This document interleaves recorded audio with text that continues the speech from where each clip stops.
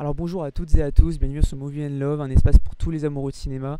Aujourd'hui on est au Festival International du film francophone de Namur et nous recevons Kilian Riedhof qui va venir nous présenter son nouveau film, Vous n'aurez pas ma haine.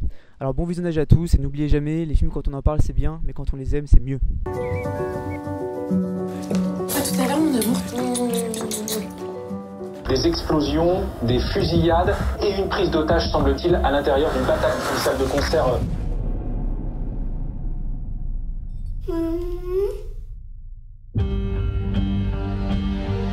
Vendredi soir, vous avez volé la vie d'un être d'exception. L'amour de ma vie. La mère de mon fils. Vous voulez que j'ai peur, que je sacrifie ma liberté pour la sécurité. Mais vous n'aurez pas ma haine. Hi Kilian, thanks to having us today. Can you introduce yourself please? My name is Kilian Riedhof. I'm a director, German director based in Hamburg, and I'm the director of Vous n'aurez pas ma haine. It's your first movie in French, and what are the stakes of a first time in French speaking? I mean, obviously it's a matter of the language, so I learned it for 2 years now to speak nearly perfect French.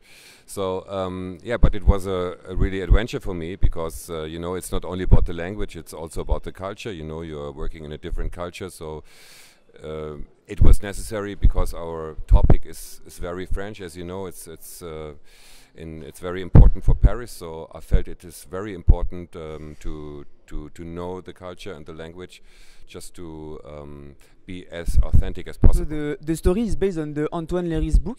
So my question is, how did you adapt that book? Well, I read this 5 years ago, and I was very touched from the first time because it's a very moving, very moving book. I could easily imagine a situation, since I'm a father of a daughter, you know, and I have a wife. So it's really a tough situation in which Antoine was, and I think it was important for us to be very tender with the story, not to add too much, you know, because I don't think it's necessary for people in Paris to explain the situation. Everybody knows it. So it was really important to be as tender as possible, just as an empathetic friend, you know. How to give a new look to these tragic events after movies like Revoir Paris from Alice Winocourt or Novembre from Cédric Jiménez? I think it's a perspective. In Vous n'aurez pas ma haine, we have a very subjective perspective. It's not about the attack itself, but it's about the aftermath. So we have a man who loses his wife during the attacks, but it's about his perspective. He's at home with his boy, you know, bringing him to bed, and then he learns about the attack, and suddenly he's confronted with the situation that his wife is dead, and he has to survive together with his little son, writing this famous post, you know, and then try to survive and try to find an answer towards the hate of the terrorists. The question of point of view is important for you? Absolutely, we absolutely wanted to avoid to show the attack itself. So this was a matter of decency, you know, towards the victims, and we thought this subjective perspective is maybe the only one we can choose for this story. Why the choice of Camélia Jordana and Pierre Deladonchamps for the casting? Pierre was the first suggestion of my Parisian casting director, and I think he fits perfectly because he has a certain resemblance with Antoine, not only from his outfit, but also with the essence, you know, the soul. I think in a way they are soulmates, you know, and this was very important. So we have an intellectual, academic journalist in Paris, and I think Pierre fulfills it. He's a very good, very very transparent, you know, actor who shows you the emotions right under the skin, you know. And Camélia was, I think, the perfect match for him because she has such a warm personality, and it's important for the story since the mother is so important. It's the center of the family. So the loss of his wife means a total catastrophe. And there's another thing. We learned that Hélène had a background, you know, the mother was Kabylian from Algeria, the father was Jewish, so it stands for the mélange, for the typical mélange which you can find so often in France. And it's important because the terrorist attacked someone with a Maghrebian background, you know, so this makes it so more abstruse what they did. I mean, it's cruel anyway, but it's abstruse because they didn't attack a white French person here, but someone someone with such a background, you know. So it was important to reflect that in the casting process. On the set, how did you direct the cast? I mean, as I do always, I mean, we talked a lot in English, but the dialogues was in French, so that was important for us.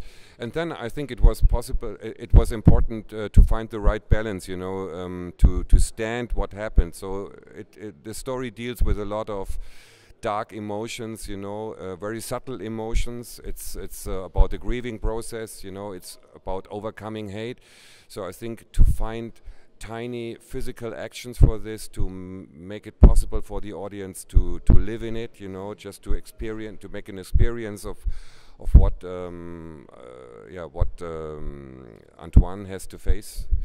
So that was important, and also with the other cast, you know, to have a good surrounding with Thomas Moustin and Christelle Cornille. This was very important to find a familiar background.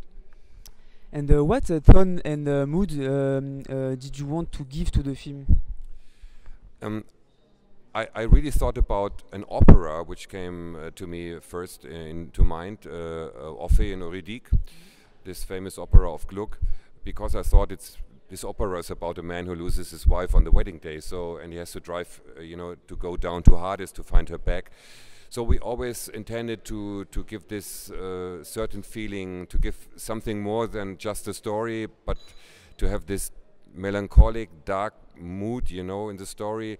We wanted to implement the dead souls, you know, of the demons who are haunting him, which he has to force off the apartment. This was important for us too. So it's a very inside way we're showing this, you know, to portray the emotions, the dark emotions which he had to live on in the story.